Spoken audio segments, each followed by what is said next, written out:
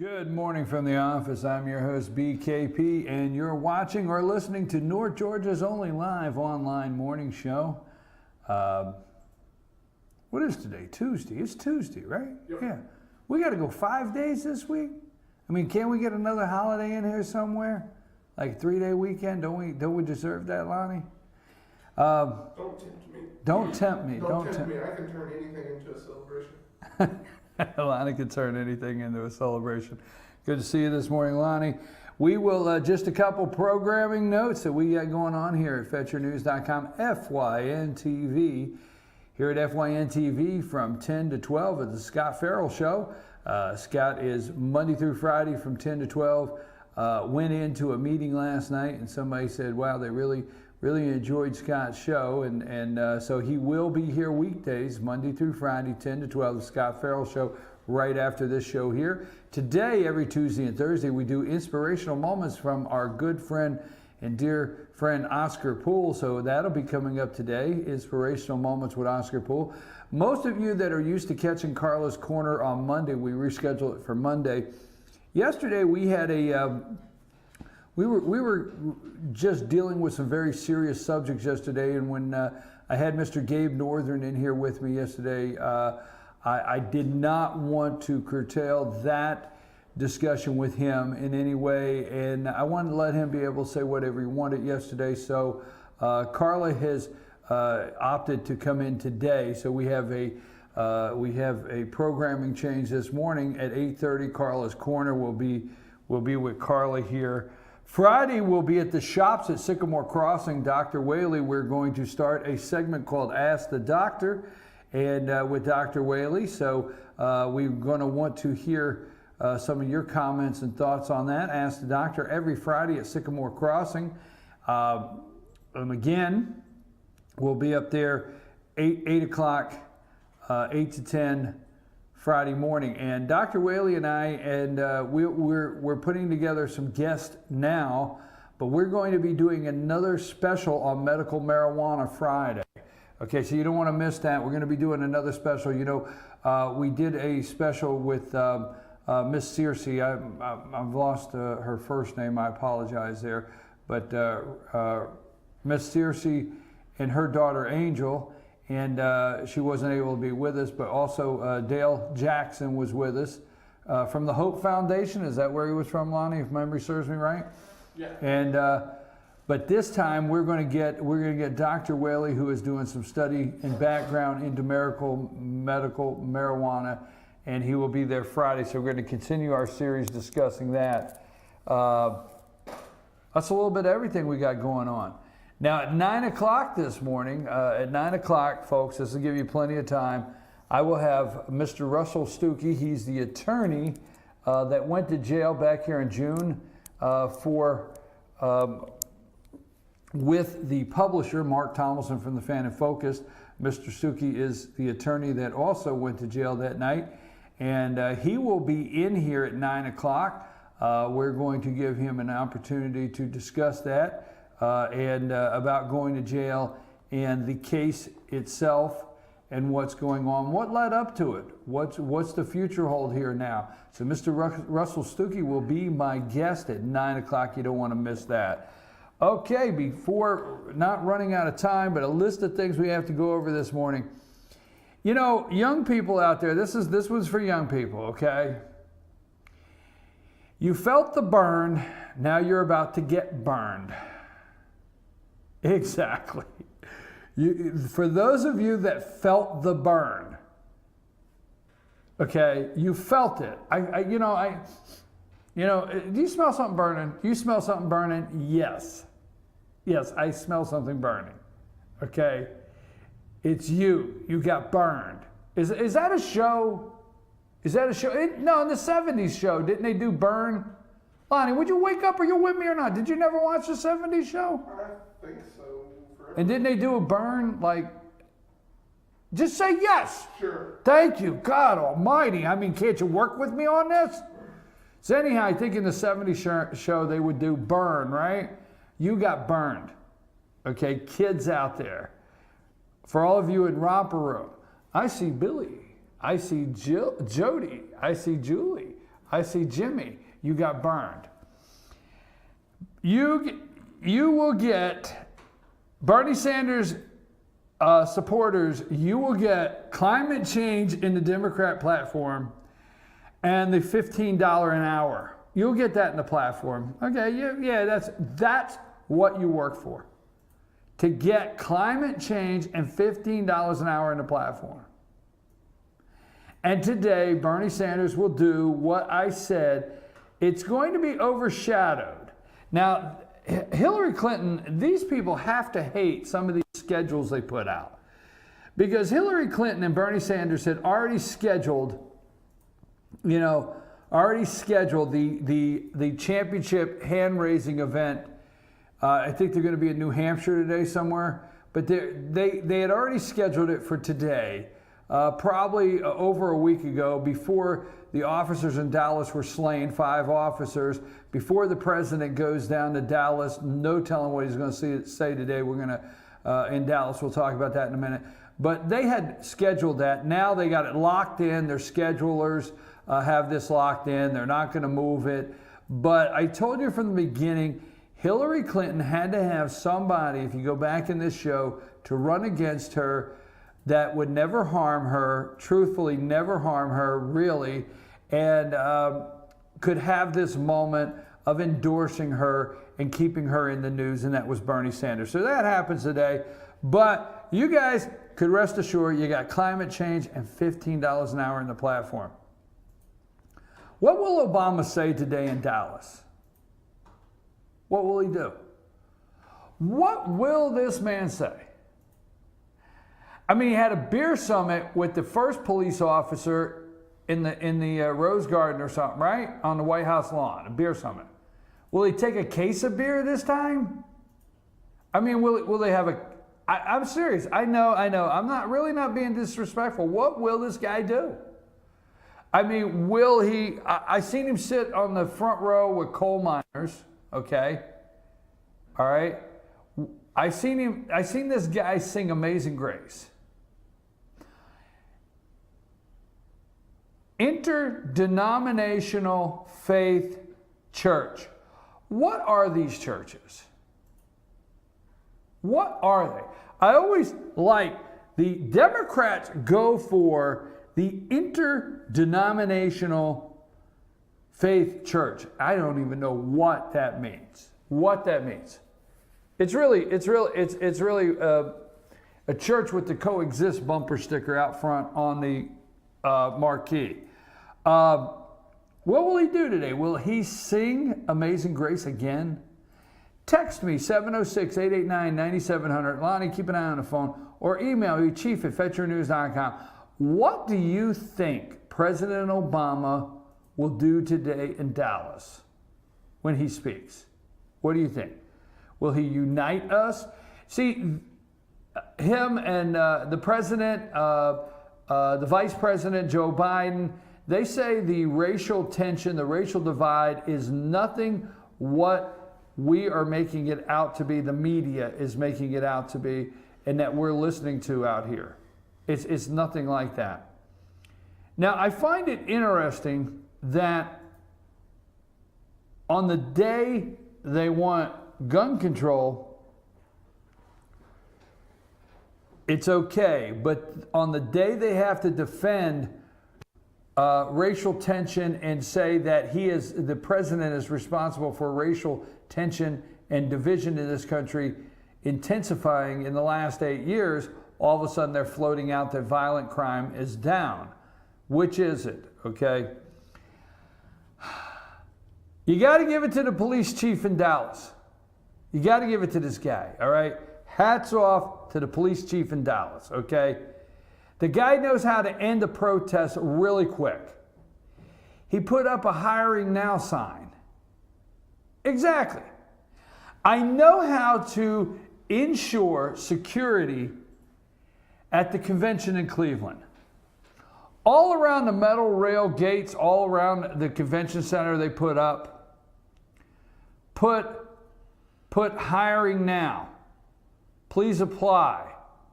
Help wanted. Put those signs all the way around there. It'll scare the daylights out of these people. They will run home. okay? Immediately. I gotta say, I loved everything about what that guy said yesterday, the police chief in Dallas. What's his name, Lion? Google police chief in Dallas and get me his name. I don't want to be rude to this individual. But get off the protest line. We're hiring. We are hiring, man. Defend your neighborhoods. That's what he said. He said, defend your neighborhoods. Come in. We're hiring. Get a job and go back into your neighborhoods that you have concerns about and police your neighborhoods. What's his name, Lion? David Brown. David Brown? Yes. Police Chief David Brown. Get off the picket line, or not the picket line, the protest line. Get off the protest line. Come in, fill out a job application, get a job, and go back to your neighborhood that you're concerned about and help police your neighborhood. Help be a part of the change. All right, now hiring. This guy knows how to shut down a protest. Trump is going to be a law and order president. Going to be a law and order president, okay? Veterans should be able to go to the doctor of their choice. Now, before we get into that, why is anybody listening? I just need a quick yes or no. Is anybody still listening to Jeb Bush? It maybe in years to come, because they do have the money, folks. When people have the money, you don't completely count them out, especially in politics. If you don't have money, you can't run against people that do have money. It's very tough. So when people have money, you can't just count them out. That would be Jeb Bush. That family has a whole lot of money. There's a lot of money in the Bush family, so you can't count them out. There's a lot of nieces and nephews and on down the line that have political aspirations, so the Bush family will come back. But at this point in time, are they relevant at all? Is anybody listening to the Bush family at all? Jeb Bush says Trump will never build his Mexican wall and his believers will feel betrayed, but he seems to think Donald will win the White House. But Jeb Bush goes on to say in an interview that he will not vote for Donald Trump. I can't vote for Donald Trump and I can't vote for Hillary Clinton. It breaks my heart, he said. This is my first time as an adult life I'm confronted with a dilemma. I have to tell you, folks, I want to clear something up now. If you are, and let me get to this because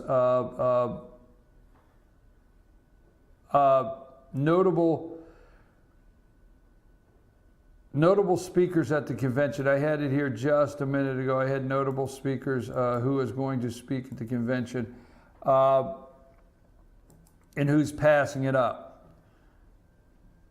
First of all, you know,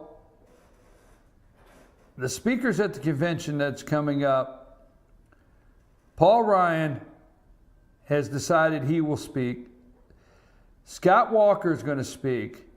Now, I will tell you this. I heard yesterday Congressman Doug Collins say on this program, okay, I heard him say that Donald Trump is Donald Trump, okay? Now, for those of you that wonder what he will do when he gets in the White House. So this is not a clear sign that we know 100%. But for those of you that are wondering, will Trump go to Washington, D.C. and, you know, be a different Donald Trump to the Senate, a different Donald Trump to the House of Representatives? Congressman Doug Collins said in that room that the Donald Trump you see is a Donald Trump, and he is Donald Trump no matter where you see him. In that room, he was straight up, okay? He's the guy that people see out here every day. One, that obviously is not Hillary Clinton, so we won't go there. And Donald Trump has said, and for those of you who do not think that Donald Trump is wielding some power over the convention, you are badly mistaken, okay? This is a man that received more Republican votes than any other Republican votes than any other Republican candidate, primary candidate. This is a guy that caused the ratings to go through the roof, the highest ever for a debate, okay, so on and so forth. This guy is wielding the power going into the convention, clearly. He will pick his vice presidential nominee. I've heard some rumblings of the delegates. I don't like to say ignore the delegates. I like these people. They get involved. They're the ones that get involved back home. They're the ones that get involved. So it's hard to knock people that get involved and pay attention to what's going on. But there's still some delegate rumbling that I've heard recently that, well, you know, in face value, Trump picks his vice president, but, you know, the delegates will decide that, and the delegates have a lot to say. This is true, and it's almost a resemblance of George H. Bush and Ronald Reagan. Now, Reagan and Bush ran against each other, and George Bush, folks, look, let me just clear this up.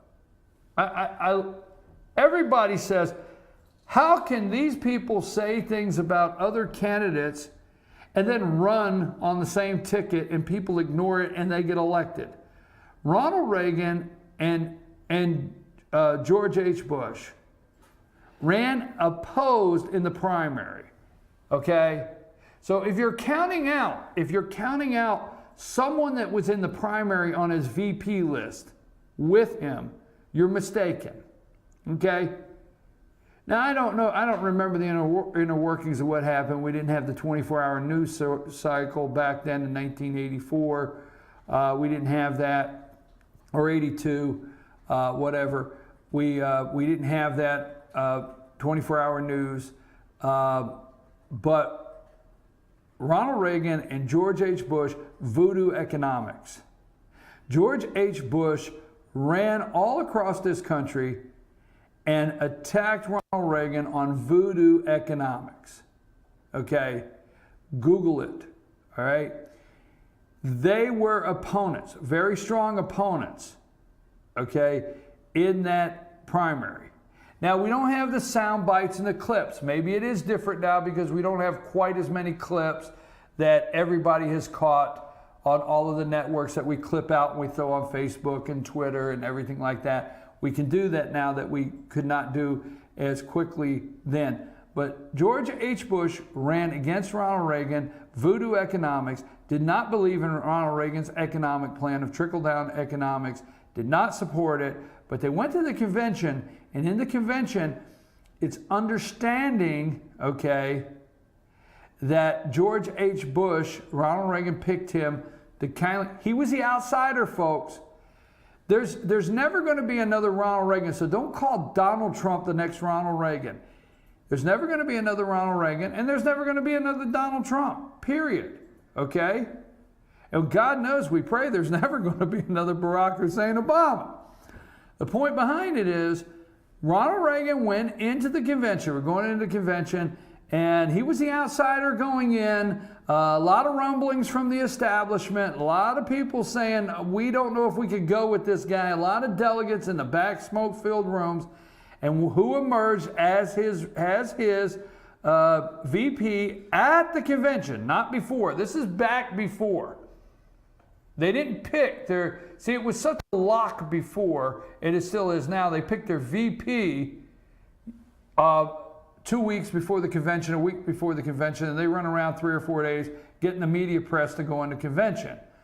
Well, back then, and when I say not very long ago, let's go with Ronald Reagan, the vice president, that was an electrifying, exciting night that you waited for. You waited for, and David Brinkley, I know I'm going old school on you now, David Brinkley and them, ABC, would sit up in the booth and they would talk about hearing delegate rumblings and what they heard coming out of delegate meetings and some of the names that were coming out behind the closed doors.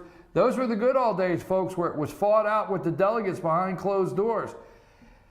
Donald Trump will pick the vice presidential candidate I feel he wants. But don't forget, it would not shock me if it was a primary candidate and don't say, well, it can't happen. Voodoo economics, George H. Bush was not Ronald Reagan's pick. That was to appease the establishment, to bring the establishment in. If Trump does that, okay, I've heard all the names on a list, Mike Pence, Christie. If Trump does that, I like the wild card. We're going to play candidate casino. I've heard that game played somewhere before, okay? I'm putting a $10 chip on Ted Cruz and a $10 chip. I know he announced, okay? I'm putting a $10 chip on Ted Cruz, a $10 chip on Marco Rubio. I'm putting a $10 chip on David Perdue. Okay? That's right. That's right. $10 chip on David Perdue, $10 chip on Ted Cruz, $10 chip on Marco Rubio. Now, I may change that before the week's out or add to it. But Mike Pence, conservatives are a little iffy on him. Maybe Mike Pence, we're hearing he's a top guy. Concerns are he caved on the religious liberty bill. He passed the RIFA bill in Indiana, and a week later, Angie's List made him drop it. Angie called him and said, hey, I'm Angie's List. I'm in Indianapolis. I'm going to stop 10,000 jobs. You better get your act together and stop it. So Mike Pence made Angie's List, all right, and he caved on the RIFA bill. Mike Pence, I do like Mike Pence. If he actually picks him, I'm going to be on board, okay? I'm an anybody but Hillary, okay? But the point is Mike Pence came out and also received Medicaid expansion funding in Indiana, okay? He took some federal money. That's a little iffy. Now, quick shot, I don't have time to go into. Georgia, I'm going to put a $10 chip. Lonnie, I need you to get the sound thing so when we roll it, we can get sound. We need sound, Lonnie, so when we roll it. You know what I'm saying? Mm-hmm. So, because I need to put a $10 chip. I'm putting a $10 chip this morning, folks, that the state of Georgia will expand Medicaid. You will. You will expand Medicaid, okay? They will do it under the guise of saving rural hospitals. They'll do it under the guise of indigent care, has to be. This is why rural hospitals, I'm telling you, I am feeling you will expand Medicaid, and I'm gonna go out here. This is one of the longest shots I've taken. Okay, Ohio Governor John Kasich, okay, Ohio Governor John Kasich expanded Medicaid in Ohio, okay. Kasich called up the government and said, if you have any money to send, you send it my way. Every dime you can send for unemployment expansion, every dime you can send for Medicaid expansion, that's what happened, okay. So John Kasich, it took every dime the government would give him in Ohio, all right? He brags about bringing Ohio back. Now, in Georgia, Speaker of the House David Ralston says any presidential candidate that stops by and wants to address the House representatives on the floor can stop by and say hello and visit, okay? If memory serves me right, Google this. If memory serves me right, the only presidential candidate, okay, vice presidential candidate that actually went to the Capitol in Atlanta, visited the well of the House of Representatives, addressed them, said hello. Although there was a little media rumbling with some of the Republicans in Atlanta, well, this is not exactly the candidate we were wanting to visit or whatever, but we invite all candidates to visit. Then I think Mr. Kasich, governor, spent a couple minutes with Speaker of the House Ralston. Bada bing, bada boom, watch out. My opinion is, $10 on Candidate Casino, my opinion is, Kasich, while there, let the Speaker of the House know he could help him by explaining how to bring Medicaid expansion into his state, take the government's money, and have the people sign on to it and get excited about it. Just saying, just saying. Just saying, folks, just saying. That's what I'm saying. Just saying. I got $10 on that. How many bucks I got left, Lonnie, if I have $100? I got 10 on David Perdue. I got 10 on Cruz. Keep list. Will you mark it down? I got 10 on Cruz. I got 10 on David Perdue. I got 10 on Marco Rubio. I got $10 that Kasich will be. It's your place. You're the bookie here, and you're running the place. So that's $40 I got, right? So I got $60 to spare in today's show. Okay. Surprise speakers at the convention.